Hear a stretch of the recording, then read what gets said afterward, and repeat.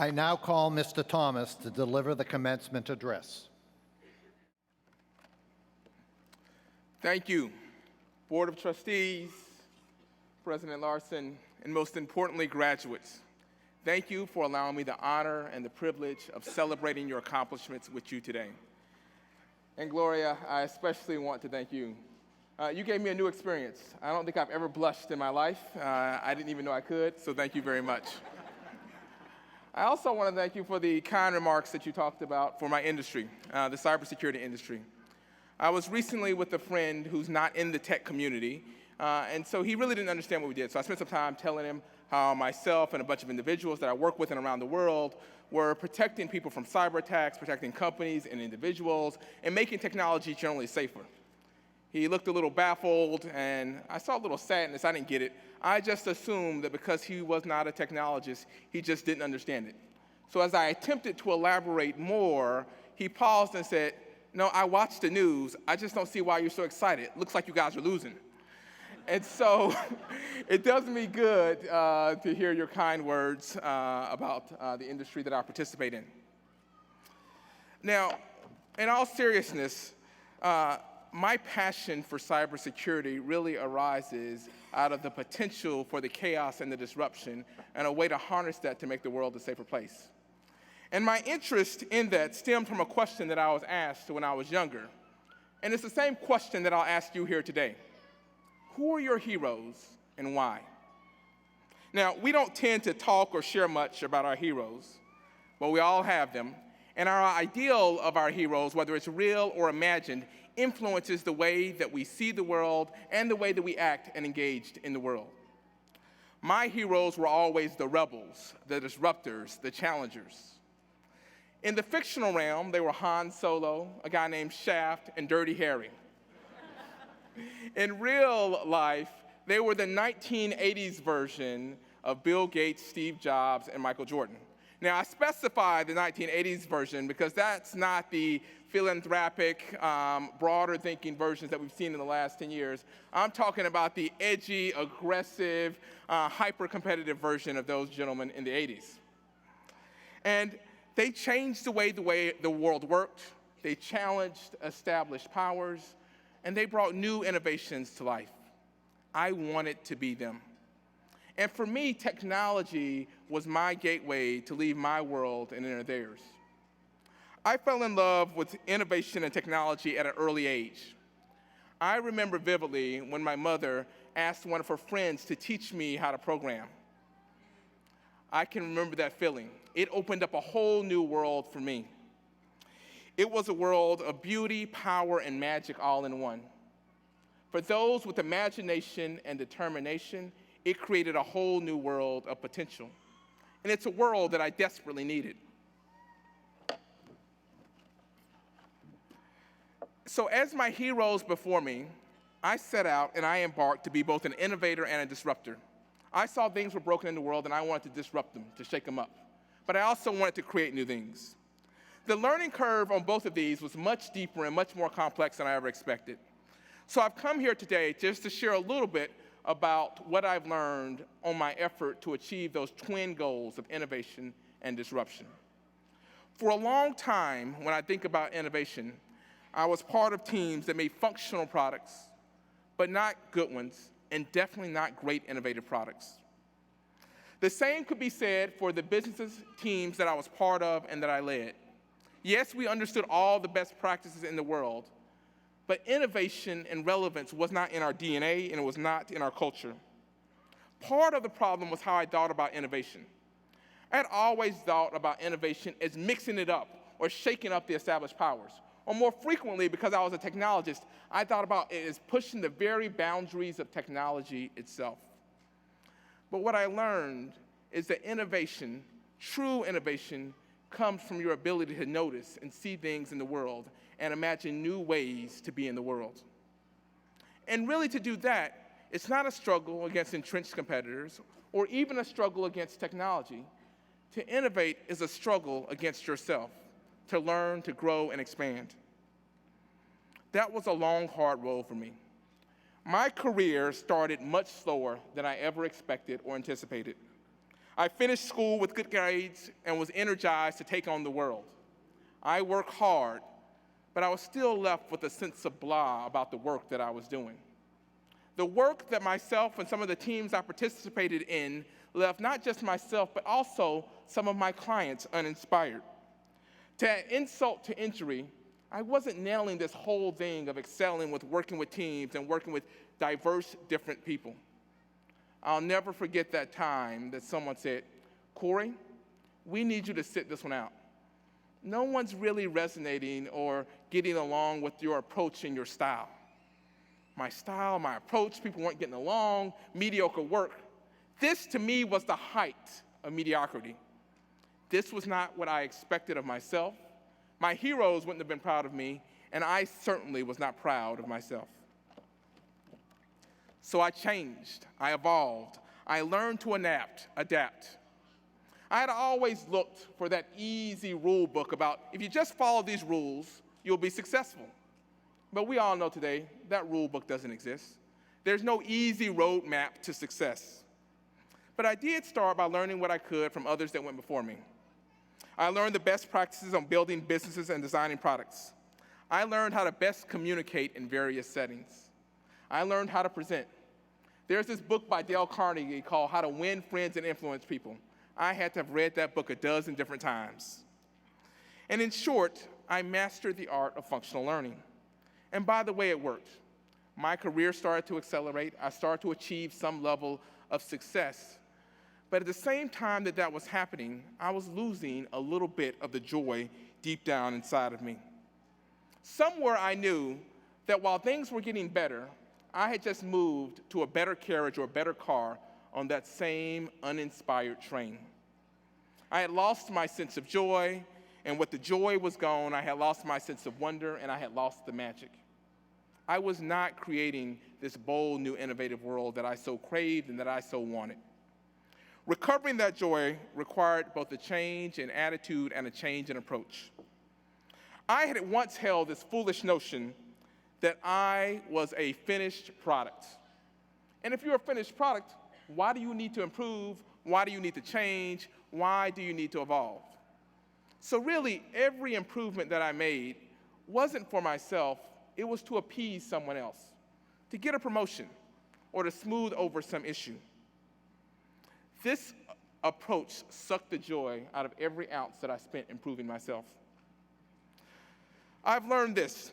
There will always be times when my best or your best simply isn't enough.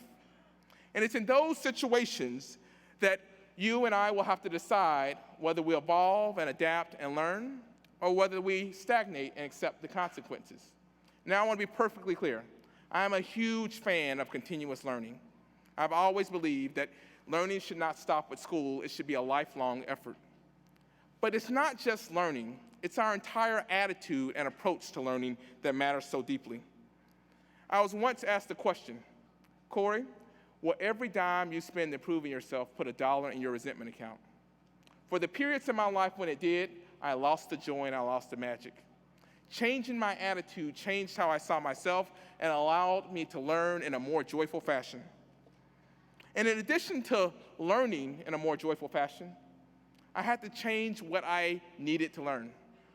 I've always loved academic and functional learning, but somewhere along the way, I missed that learning is about more than facts and science. It's also about people, their motivations, their behaviors, their beliefs, their biases, and even their desires. I had to learn how to engage with a diverse, different set of people in the world, and how to communicate and learn from those people, and how to build things with those people. In short, I had to accept and acknowledge a more expansionary view of the world.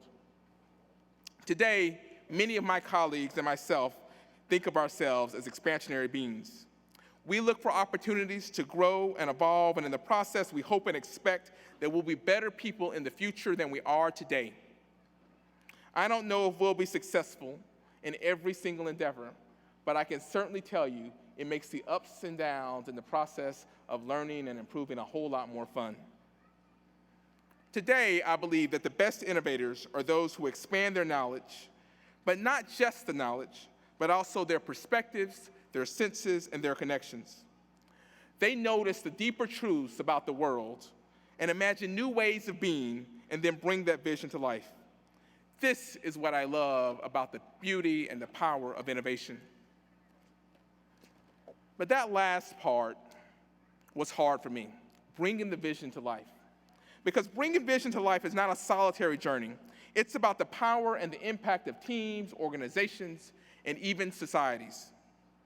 Unfortunately, I had to learn this the hard way, and it changed the way that I thought about disruption and the way that I thought about my heroes in the context of the modern world that we face today. For me, the struggle was against an idea. And truth be told, it's an idea that I love dearly. It's the idea of the disruptor, the rebel, the lone wolf as hero. The story of the solitary man or woman facing down all odds has always been seductive and romantic to me. But I had trouble rationalizing that idea, that ethos, with the reality that I saw all around me when it took teams and organizations to make any type of significant impact in our world. For me, it clicked when my thinking evolved from the idea of a lone hero to a team of heroes. Think about this as my version 1.0, and it was a good idea. And so I set out to create just that, a team of extremely talented individuals with shared goals. I believed I had the right formula, but like many version 1.0 things, that formula was sorely tested in the fall of 2013. And I had to innovate on that formula itself. It was one of those moments that we've all faced in our lives when everything seemed to go wrong at once. My wife and I struggled to support our son who was born prematurely with a birth injury while at the same time taking care of our daughter and each other. My company was going through one of the toughest periods in its history. It's one of those moments when you need an amazing team behind you, and what I had was extremely talented and amazing individuals. I had a good group, but I didn't have a great team. What's the difference, you may ask?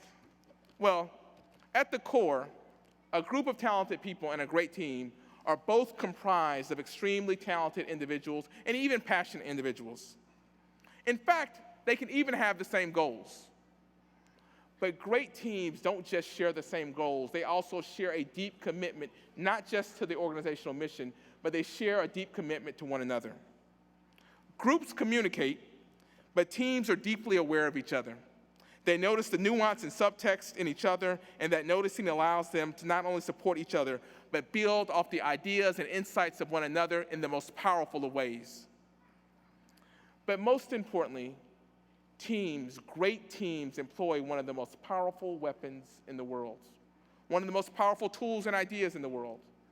And the sad part is that this is a tool that we've been taught today in our modern context is one of the greatest signs of weakness. Great teams negotiate with one another. Negotiation is power. The most powerful innovations are brought to life through a collection of diverse individuals with diverse backgrounds working on behalf of a highly diverse community or customer base. The power is not in the diversity itself, but rather power comes from channeling these differences to create something greater. How often have you seen something fragmented and inconsistent defeat something whole and purposeful? But we never ask ourselves, how does something that's fragmented become whole? Now, what we've heard about negotiation is a tool to create watered down, uninspired compromises. This couldn't be further from the truth.